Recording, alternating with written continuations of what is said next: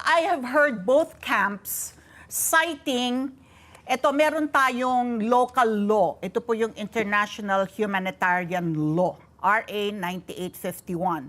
So ang pinanghahawakan po nila, yung naturang batas na yan, ay yung karapatan nga po ng Estado, sabi nga ni Yusek Claire Castro, yung as the basis for the Philippines to cooperate with the ICC. Pero narinig ko din yung kabilang kampo also citing that particular law. Sabi kasi, merong na local courts. Mga lokal po natin na mga korte ang may jurisdiction to try individuals accused of crimes against humanity. And offenders can be prosecuted, maaring litisin for actions committed within the Philippine territory. I've heard both camps citing and invoking the international humanitarian law. Ano po ba? Paki-enlighten po and educate kami doon, Dean.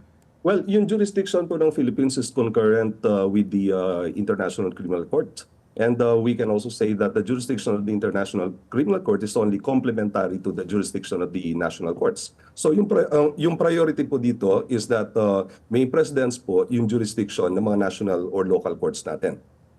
And in fact, the International Criminal Court, pursuant to the principles of complementarity and rules on admissibility, they can only take or assume jurisdiction if the national state or domestic state is unwilling or unable to prosecute or to genuinely prosecute the persons allegedly responsible for committing violations or let's say crimes falling under the jurisdiction of the International Criminal Court, particularly genocide, war crimes, crimes against humanity, and the crime of aggression.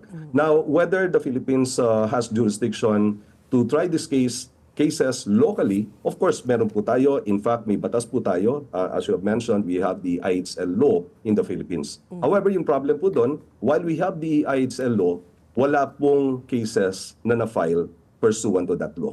So, unable... And that's the reason po na why the International Criminal Court determined na they can go on with acquiring jurisdiction kasi wala pong kasong na-file. Kasi nga sabi nyo nga, di ba, if the state, if the country is meron, yung naririnig natin lagi, hindi, gumagana ang judicial system pero wala natin. naman sa nagsampa ng kaso laban kay Duterte. Sinasabi, hindi. Ano yan? It's an affront to our sovereignty. Yung soberanya natin na natatapakan kasi may gumagana naman tayong judicial system. But yun nga, yung binabanggit nga, if the state is unwilling, ayaw, or unable, doon na sila magte-take over. To prosecute yung complementarity, no? So papasok na si ICC.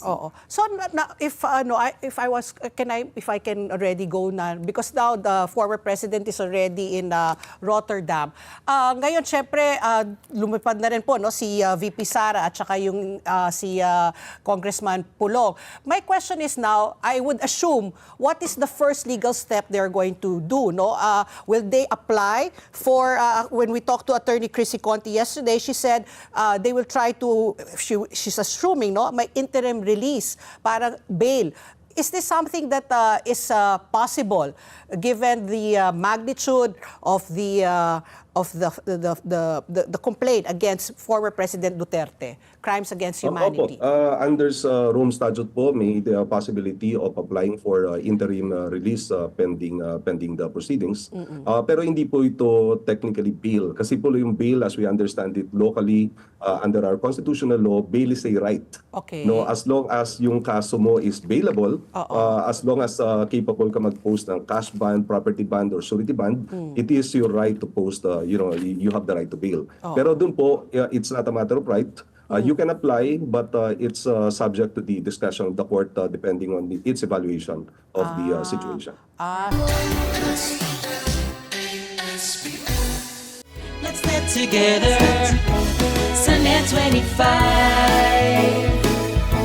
Sa NET25.